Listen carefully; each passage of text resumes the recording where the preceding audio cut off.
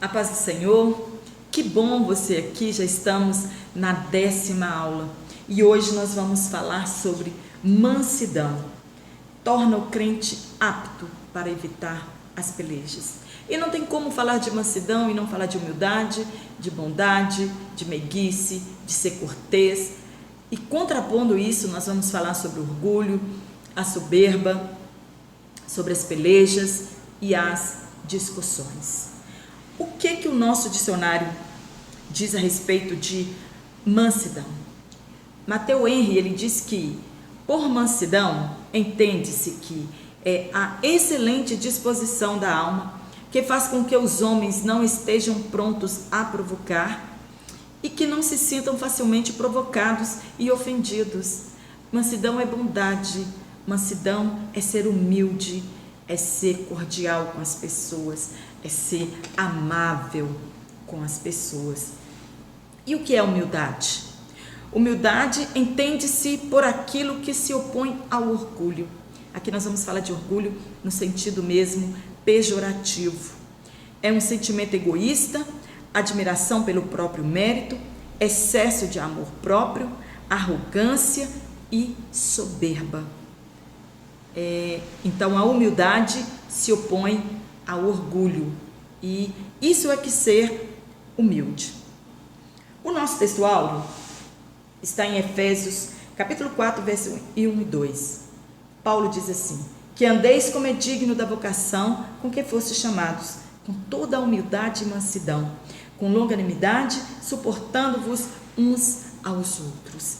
O que Paulo quis dizer com essas palavras? O comentário bíblico pentecostal, ele diz que a principal forma de andarmos dignamente conforme nossa vocação é nos relacionarmos adequadamente com o nosso próximo, relacionar adequadamente uns com os outros como membros de Cristo, com toda a humildade e mansidão. Humildade e mansidão é uma expressão composta que significa humildade de mente, de livre e espontânea vontade, de coração. Você faz realmente porque você ama, você quer ser humilde e manso para com as pessoas. Ou reconhecer a dignidade e o valor do outro, tal qual existia em Jesus, esse mesmo sentimento. Jesus, ele disse que, ele era manso e humilde de coração, e nós também precisamos ser mansos e humildes de coração, de mente, Temos vontade de praticar esta virtude. Jesus, ele esvaziou-se de si mesmo e se tornou um servo. E nós também precisamos ser servos. Essencial para a paz e a harmonia na igreja. E alguns acham que a pessoa, quando ela é mansa ou manso, ele é um fraco, um covarde, não é corajoso. Não. A mansidão não é fraqueza. Ela é uma força reprimida e ela é controlada pelo Espírito Santo de Deus. E ambas refletem o caráter de Jesus, mansidão e humildade. Nós devemos aprender de Jesus a sermos manso e humilde de coração. O comentário bíblico pentecostal fala que esta palavra mansidão, que na verdade a raiz desta palavra se trata de um cavalo selvagem, um puro sangue, não domesticado, e que depois de ser trazido para o convívio das pessoas, ele é domado, e aí nós podemos dizer que aquele cavalo é manso, que a sua força interior foi reprimida. E nós, como cristãos, precisamos fazer a mesma coisa. Quando aceitamos a Jesus, desvestimos da velha natureza, nos revestimos da nova natureza de Cristo, passamos a ter o seu caráter e reprimimos as obras da carne. E uma delas é a peleja, a discussão e o orgulho. E o manso, ele não tem essa característica e devemos aprender de Jesus. Na nossa introdução, Paulo em Gálatas, ele nos exorta a cultivar o fruto do Espírito, Contrapondo a mansidão, nós vamos falar sobre o orgulho e sobre a soberba. E aqui na lição ele fala que nós somos comparados os crentes, os cristãos, eles são comparados como ovelhas. E por que esta alegoria? Por que a palavra de Deus nos compara com uma ovelha? Olha, Deus criou todos os animais com defesa própria, mas a ovelha não tem.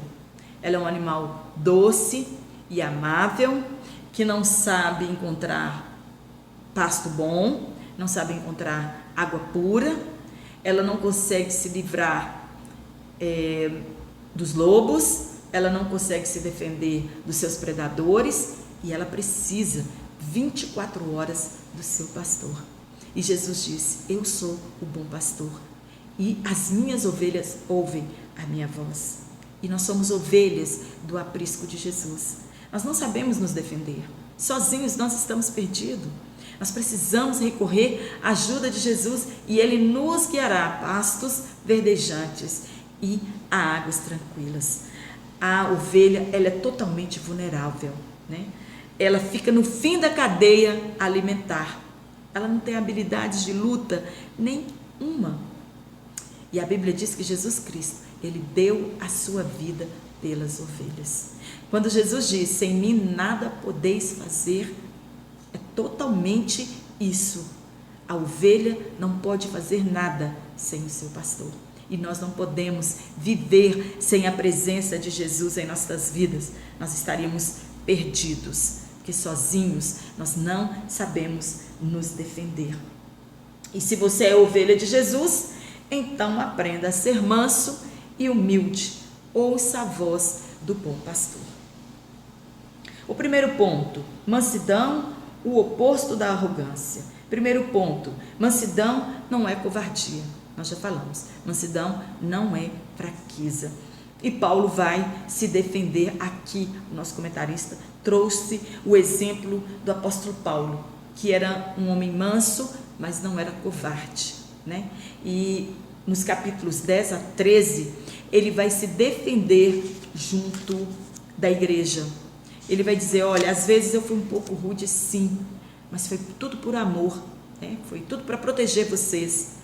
Mas também não fui pesado a esta igreja que estava em Corinto. Eu recebi salário de outras, mas da igreja de Corinto eu não fui pesado, eu não recebi salário dela.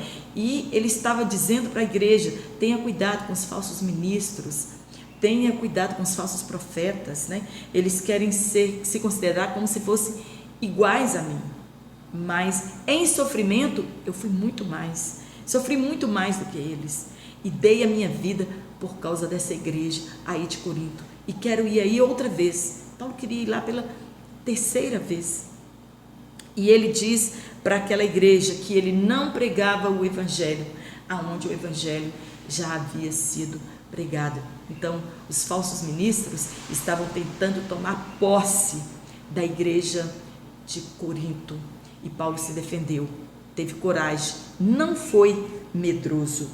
Contudo, o apóstolo agiu com mansidão e bondade para com os irmãos. Ele se considerava, no trato com os crentes, como uma paciente e amorosa ama, ou como uma mãe, né? Ela trata o seu filho. Como as mães que tinham filhos pequenos se esforçavam para nutri-los e protegê-los, Paulo tinha esse mesmo objetivo com os novos convertidos: nutri-los e protegê-los dos lobos devoradores, né? Paulo queria prover as suas necessidades espirituais. É o que está escrito na Bíblia de estudo pentecostal. Segundo ponto: ser manso e ser corajoso. Aqui o nosso comentarista vai dar 2 exemplos, o de Moisés e o de Jeremias. E nós temos muitos outros exemplos de homens que foram mansos, mas corajosos. Em Números, capítulo 11, verso 15, Moisés ele vai recorrer a Deus quando o povo no deserto pede carne. E olha a coragem, e olha a ousadia de Moisés. Moisés estava falando para Deus que estava achando aquele carro pesado demais e que Deus podia matá-lo. Uma pessoa medrosa não faria isso jamais, mas ele foi considerado o homem mais manso da terra. E nós aprendemos com a vida de Moisés que o importante não é o princípio de todas as coisas, mas como elas vão terminar. Moisés, no princípio da sua jornada, ele fez tudo errado. Matou um egípcio, teve que fugir. Ele achou que era da sua forma. E depois nós lemos dele em Números capítulo 12 e versículo 3, que Moisés era o varão mais manso que havia sobre a terra. A Bíblia de Estudo Pentecostal diz que este termo original significa tanto manso como humilde. A humildade dele consistia em sua confiança em Deus. E quando era afrontado ou ameaçado, ele dependia de Deus e nele confiava como seu socorro. E nós a mesma coisa, como ovelhas. Estamos no sentido confrontados, afrontados, devemos recorrer de Deus, depender de Deus, né? E Ele vai cuidar de nós. Ele é o nosso guia, Ele é o nosso pastor. E Deus se compraz no humilde. Jesus, como profeta semelhante a Moisés, ele era manso e ele era humilde. E Jeremias também teve muita coragem. Era um homem manso, mas muito corajoso. Em nenhum momento ele teve medo de anunciar as verdades de Deus e as profecias contra o povo de Israel. E também não confrontou com aquele povo. Ele recorria a Deus, ele dependia de Deus, mas ele era manso e ele era humilde. O comentarista diz que ele não passava de um manso cordeiro. No terceiro ponto, a mansidão, fruto do Espírito. Como fruto do Espírito, a mansidão faz parte das qualidades que devem estar presentes na vida dos súditos do reino de Deus. E Jesus ensinou a mansidão e ofereceu seu fardo a todos. Olha, como alguém quer aliviar a vida de alguém e oferece para esta pessoa um outro fardo? Foi o que Jesus trouxe para nós. Trouxe para o povo daquela época, né? Eles estavam com fardo pesado demais. A lei estava pesada demais para o povo. Além dos 10 mandamentos, eles tinham mais de 600 preceitos. E os líderes não entravam no céu e impediam as pessoas de entrar. Aquele povo estava sendo afrontado pelo judaísmo, por Roma e ainda por Satanás. E aí Jesus oferece para eles um outro fardo. Um fardo leve é o que Jesus faz conosco. Ele divide o nosso fardo, ele carrega, ele nos ajuda a carregar o nosso peso. Jesus estava querendo dizer o quê? A autoridade agora sobre nós passa a ser dele. É ele que vai ter autoridade sobre nós, né? Os seus mandamentos são santos, justos e bons. E o jugo de Jesus tem como base o amor. E nos sentimos felizes por servi-lo e ao seu reino também. Quando entregamos nossa vida, o fardo que estava sobre nós, ele é compartilhado.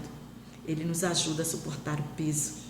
Às vezes você vê um irmão trabalhando com tanta alegria na obra de Deus e você sabe que ele tem problemas, que ele tem lutas, mas ele está firme aqui nesta palavra, que seu fardo está sendo compartilhado com Jesus. E por isso ele tem essa alegria de fazer a obra de Deus, porque nós sabemos que Jesus nos ajuda a carregar a nossa cruz, a carregar o nosso fardo. Então,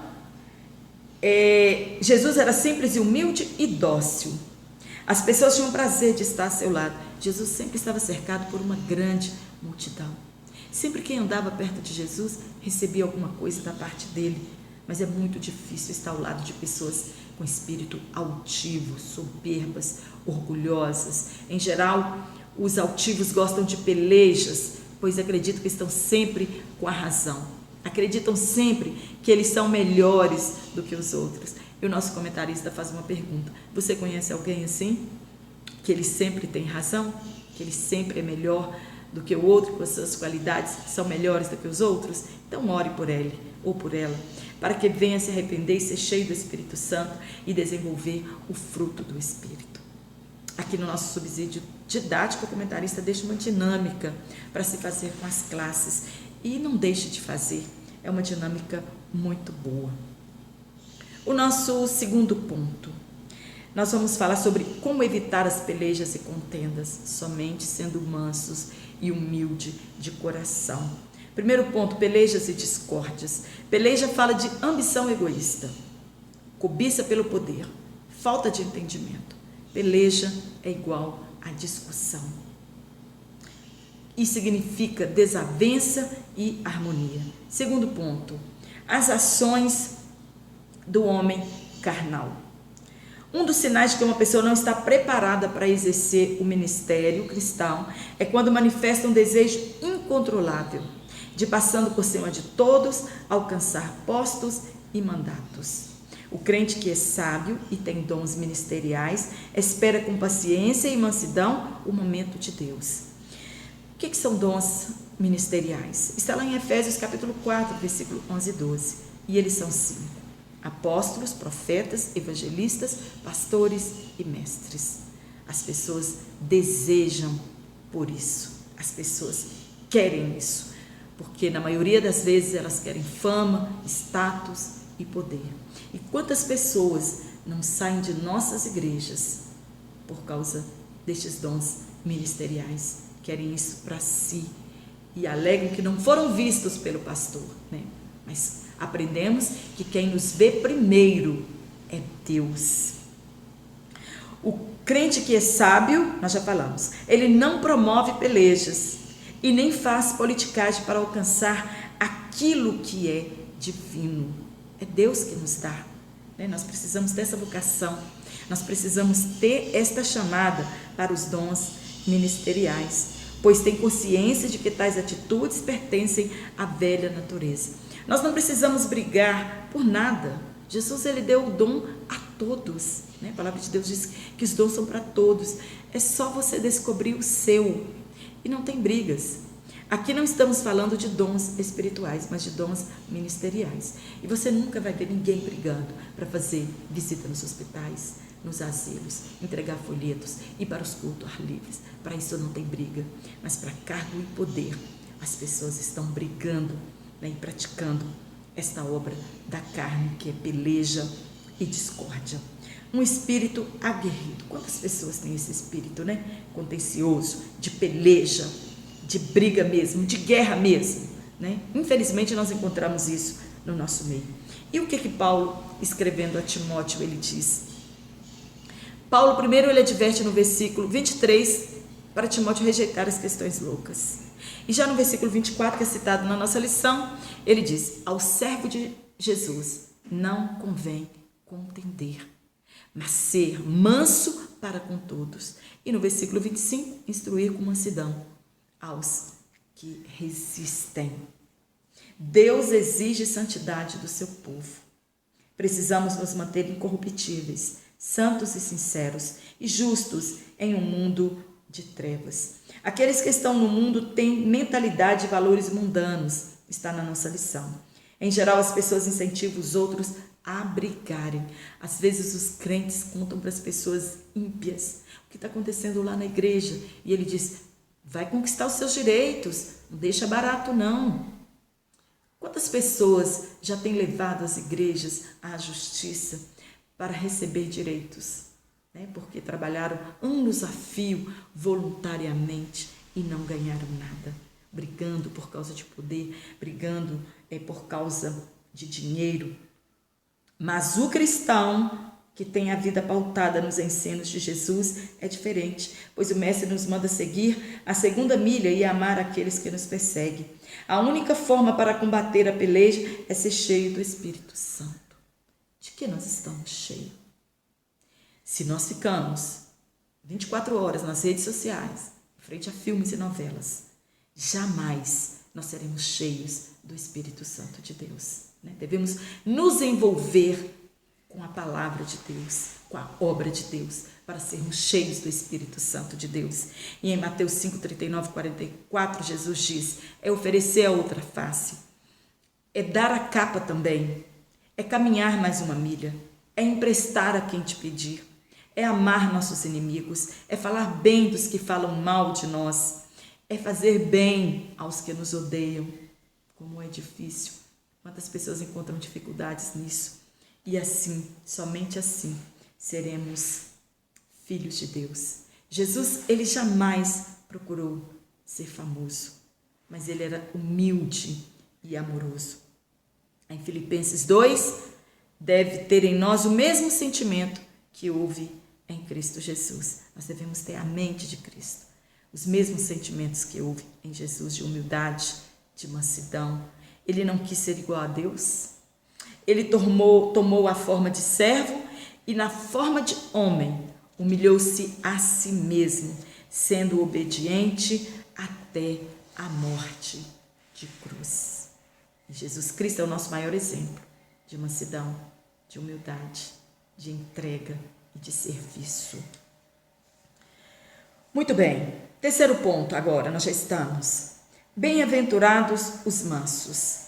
É lindo esta passagem, né, da bem-aventurança. Felizes os que choram, felizes os misericordiosos, né? E encontramos no capítulo 5 a 7 do Evangelho de Mateus os princípios. Esses são princípios estabelecidos por Jesus para todos os que querem fazer parte do reino dos céus. E um dos princípios do Mestre é a mansidão. Além dos que choram, dos misericordiosos, dos pobres de espírito, tudo contrário ao que as pessoas estavam acostumadas, né? Que o crente tem que ser vitorioso, que o crente tem que ser feliz, que o crente não pode chorar, que o crente não pode adoecer, que o crente tem que ser o mais rico cidadão da face da terra. Jesus contrapõe a todos esses princípios carnais, né? E os seus princípios são esses. E um deles que nós vamos falar, estamos falando neste dia, é a mansidão. Os judeus estavam sob o jugo dos romanos, por isso ansiavam por um Messias que viesse a fazer uma revolução e os libertasse da opressão política. Mas Jesus mostrou que o seu reino não era desse mundo, e felizes não eram os que se envolviam em pelejas e motins, mas os mansos e pacificadores. O que significa ser manso? Significa ser humilde e submisso a Deus. Significa que entregamos tudo ao Pai. No Sermão do Monte há uma recompensa para os mansos. Eles herdarão a terra. Naquela época tinham os zelotes, né? E os zelotes eram um grupo radical que existia na época de Jesus, dentro do judaísmo. O judaísmo se dividiu e dentre uma delas tinha os zelotes. E este grupo rebelde, eles idealizavam a vinda do Messias mediante uma ação revolucionária. Eles queriam a libertação de Roma. E eles achavam que essa libertação ia acontecer através de uma guerra. Eles tinham que pegar em armas. Que o Messias vinha fazer uma revolução. Eles eram diferentes por causa do seu zelo. Eles tinham um zelo extremo, né, pela religião e pela palavra. Mas o desejo de revolução e luta que esse povo tinha era como meio da libertação, diz o nosso historiador Flávio Joséfo, né? Aquele povo queria libertar. E Jesus disse que não era por isso, mas que os mansos é que iam herdar a terra. Os crentes, eles têm que ser humildes, modestos e mostrar perfeita cortesia, mansidão para com todo mundo. E eles herdarão a terra. Terra é um assunto na história de salvação desde o Éden, né? Quando Adão e Eva foram expulsos do jardim, Deus prometeu trazê-los de volta para esta terra. Quando Deus redimiu Israel da escravidão, a salvação deles veio como a terra prometida. E assume um significado maior, pois é prometida aos mansos justos que humildemente servem a Deus. Jesus nos prometeu novos céus e nova terra, mas somente os mansos herdarão esta nova terra. E nós precisamos praticar, precisamos ser manso. Aqui o segundo ponto fala o exemplo de Estevão como um homem manso, né? As pessoas estavam o apedrejando e ele ainda intercedeu por eles. E Jesus ainda é o nosso maior exemplo de mansidão.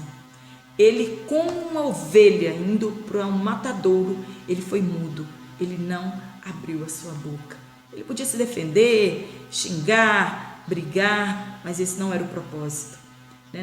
Não era o exemplo que Jesus ele veio deixar para nós. O texto de Isaías afirma que ele foi oprimido, mas ele não abriu a boca. E como um cordeiro foi levado a matadouro, e como ovelha muda perante os seus tosqueadores, ele não abriu a sua boca.